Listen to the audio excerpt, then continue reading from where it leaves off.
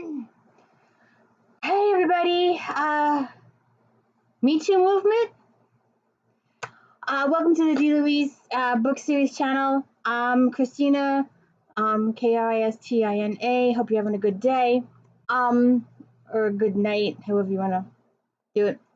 Um, it's Please hit the like and subscribe. It's just me talking books and me talking Star Trek. I have no special effects, no special gimmicks. I'm sorry, it's just me. Today we are on disc 4. Season 3, episode 162, A Matter of Perspective. And when we open the show, Picard is in art class and he's doing an art painting. And Data comes in to tell him that they've arrived at the planet. And Picard's like, feel free to critique, and he goes over to the painting and he's like blah blah blah. Goes over to the other painting, it's like, oh, she's doing this and this and this and this, and then Picard's like, and Data's like, interesting. And then when Picard asks for more, he kind of slightly sort of kind of insults Picard, and Picard's like, all right, shut up. So anyway, this whole episode just makes me feel so uncomfortable. I really don't like it. But I only watched it because I'm doing this whole series. And it took about 5 hours because I was writing down notes the whole time. The next scene is on the bridge, and Geordi came back from the away mission, and he was telling us some science stuff, but that Riker had stayed down on the planet, on the space station. And when they do transport him to the Enterprise, the space station explodes. Then we go to the opening credits. And so when we return from opening credits, the captain says there's a voiceover that Riker reports that Dr. Apgar was the only one on the space station when it exploded. And it's nice to see Colin Meaney again. He's listed as a guest star again. One day, Deep Space Nine, he'll get a credit for being a regular. So Riker Captain does a voiceover saying that Riker reports that Dr. Apgar was the only one on the space station when it exploded. There was a O'Brien reports that there was a power drain on the Enterprise transporters when they were beaming up Riker, and they are investigating the cause. And the Targaryens are also interested in what happened. Data says the debris field is consistent with the space station's reactor core.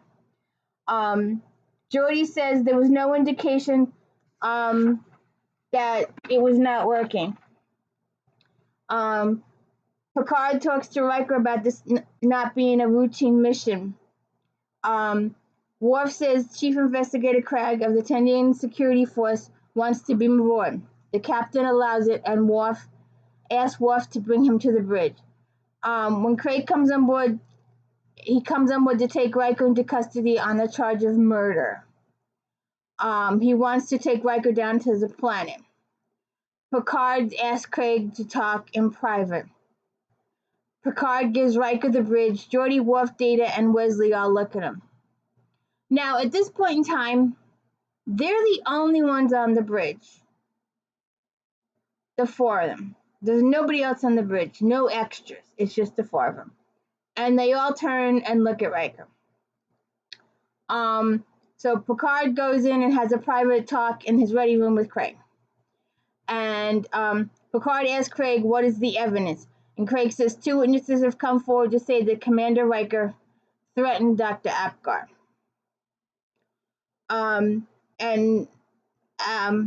Picard says in our system, it's innocent until proven guilty. And Craig says, well, in our system, it's guilty until proved innocent. So, and Craig says he looked up Federation regulations, and him and Picard go back and forth. And No. And uh, he tells Picard that he is aware of regulations. Picard interrupts him and calls uh, Data to his office. And all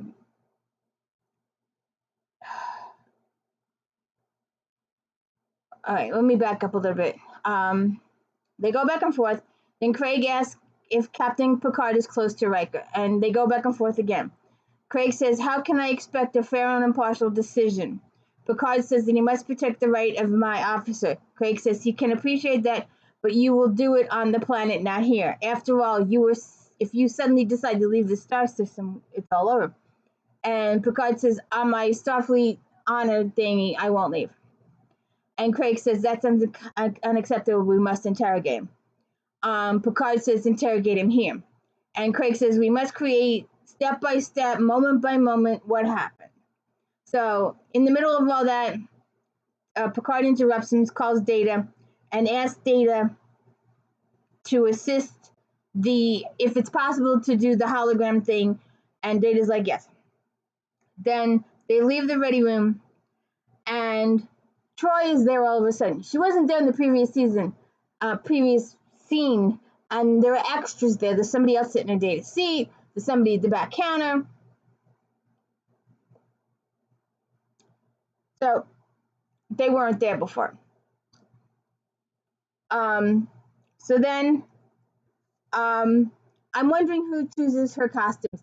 Some episodes she's in a Starfleet uniform, and some episodes she's not. So I was just wondering about that. Picard tells Wesley and LaForge to help Data with the setting up the hologram. Then he tells LaForge and Riker to give explicit details about everything that happened on the space station, everything they saw and heard, and asks Troy to assist him, and they go into his ready room. And tells the crew that his decision on extradition will be based on the evidence presented during the recreations. Riker asks the captain to have a word, and the captain says, considering the situation, it would be inappropriate. So the next scene, Data gives overview. Program on the holodeck has been completed, and he tells all the stuff that's been done. They run a holodeck simulation showing Geordi's and Riker's arrival on the space station, and the doctor saying he resents this early arrival. He's had some setbacks. He needs some more time.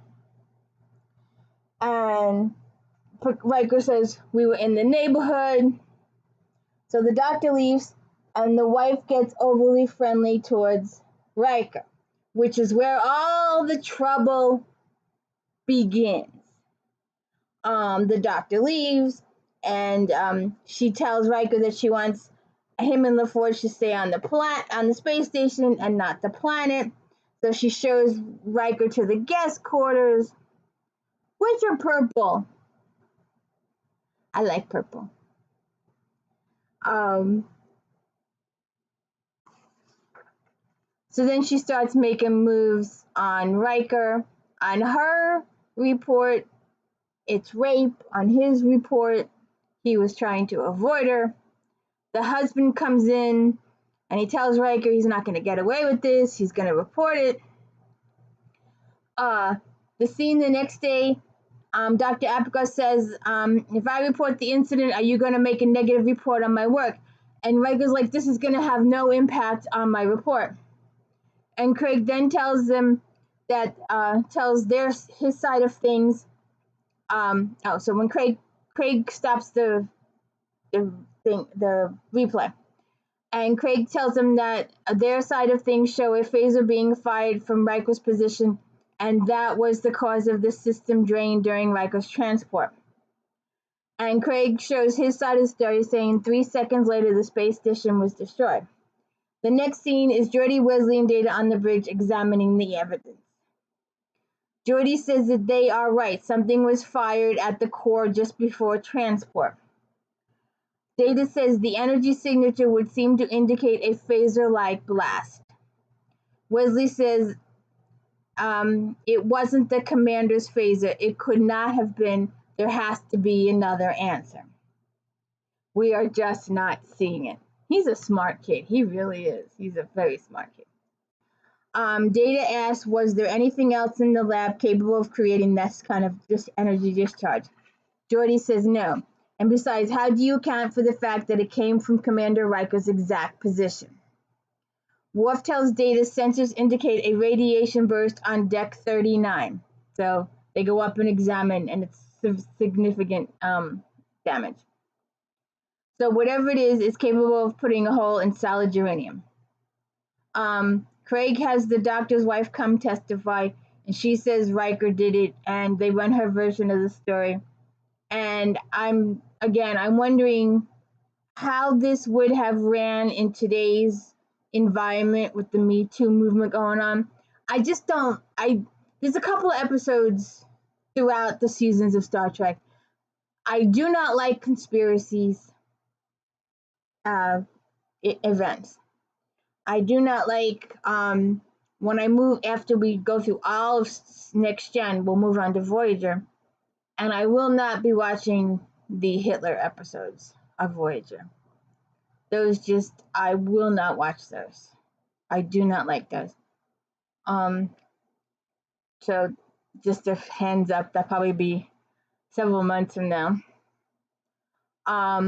So then they take a break, and Riker tries to have a conversation with Troy. Going, I didn't do this, and Troy says that the lady, she doesn't feel deception from the wife. She feels that this is what the wife believes would happen. And Riker says, then you really think I did that? And Troy's like, no, I believe you. Of course not. I know you very well. Troy says, you don't have to convince me of anything. Riker says she can't be telling the truth, and Troy says it's the truth as each of you saw it. And Riker says, but her version puts a noose around my neck. Then we're in sickbay, and Worf is telling Dr. Crusher there's radiation emission from her in her room. She needs to evacuate. Later, they come back to investigate, and Data says this is the same radiation that penetrated Deck 39. The next scene is Dr. Opgar's assistant, and I don't like her version either. Again, it's so easy to point fingers. It really is. That's my little girl. Are you okay? Nice to see you today. So, because the doctor is dead, Craig says he insists that they enter the assistant's testimony. So the assistant tells Dr. Aptgust it's just as hurtful as the wife's. Because the doctor says that Riker attacked his wife and all this kind of stuff. Troy and Picard have a talk. They both agree Riker is innocent, but as a Starfleet captain, I cannot yield to personal feelings to get in the way. He has to approve the extradition. Troy said, is there enough evidence to prove Riker's innocence? Picard says no. And you're like, oh, God. There are so many cases in this country that are based on he said, she said. So he goes onto the bridge, and Data, Wesley, and Geordi present their case. They say, as you know, Captain, we are looking for a phenomenon that reoccurs every 5 hours, 20 minutes, and 3 seconds. The interval between radiation bursts, we found one such phenomenon on the planet's surface. It is in the field generator that research, when it's fully charged, automatically emits an energy pulse, and it takes 5 hours and 20 minutes and 3 seconds to recharge itself. It must have been left on after the explosion of the lab for the lab generator be affecting the Enterprise in this way. It should not be. It is a harmless Lambda field generator. We knew that somehow it must be related to our radiation burst, and then the pieces just started falling together, and now we know what is causing the science station to explode. And we also know who killed the doctor. Dun dun dun. Dun Dun dun dun. They always get with the dramatic moves. So Picard says, Chief Inspector, we've watched these events replay over and over again, and I'm impressed, admittedly, and dismayed by the body of evidence against Commander Riker. But it isn't remarkable what all the witnesses, all the different points of view aboard and the space station, and we haven't seen what really happened. Krager says he does not understand.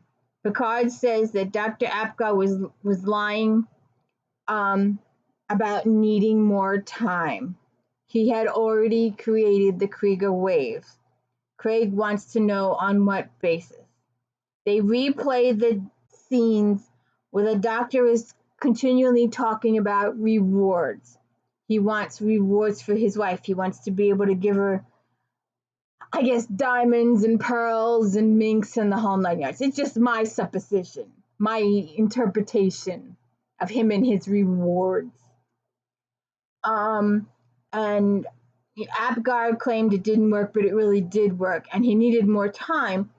And the reason he needed more time, we'll get to that in a second.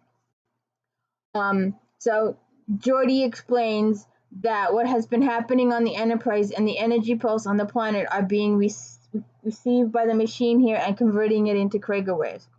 Riker says, but the holodeck can't create anything dangerous, and Geordi says it didn't.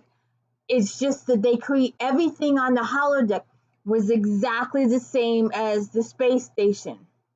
Down to, they recreated it exactly. So Geordi says when you get down to the bases, a converter is no more than a series of mirrors and reflective coils. The energy from the field generator down on the planet simply reflects off the elements in the converter, which turns it into a highly focused Krieger waves. And Picard says those waves have been randomly striking different areas of the ship as we orbit around the planet and our angle to the planet changes. Krieger says, why would Dr. Apgar lie about his success? Picard tells the computer to run program. In all 3 versions of the program, as I related to before, the Federation wasn't going to pay Krieger for his achievements. They would recognize him and he would get, probably, I know certain organizations just give you a piece of paper. But, but other people, other races would give him gold, those Ferengi, those Romulans. Yeah, they would give him money for these weapons, for this thing to be a weapon, right? And he said the doctor got nervous. Oh, look, little crinkles. Like a crimping iron. Cool. So he got nervous when the Enterprise showed up early, and he wasn't ready yet. He needed the bigger coils from the Federation to make the weapons for these other races. And he got very, very nervous, and he wanted to kill Riker. And they showed how the energy from the planet hit the reactor and how the beam went towards Riker and hit the transporter beam and beamed back, and the whole space station went up. And they showed that. And Picard, then the next scene is them, the Craig rests his case. He's not going to prosecute Riker. They all go on their merry way, and Picard lets Riker do the Wesley set course for XYZ, engage. So that's my interpretation of a matter of perspective. And so, like I said, this episode made me, the whole thing makes me uncomfortable. I had much more fun with Deja Q. Check out that video. And my pal here, sleepy. Are you sleepy? What? So anyways, please hit the thumbs up. Please hit the like and subscribe. One day, Although, as Aerosmith says, dream on, dream on, dream on. One day, maybe we'll be able to do this live and discuss the episode step by step together. But, those, I would need money and equipment and likes. I need lots and lots of likes. So please like and subscribe. I hope you enjoyed this. I look forward to the rest of the uh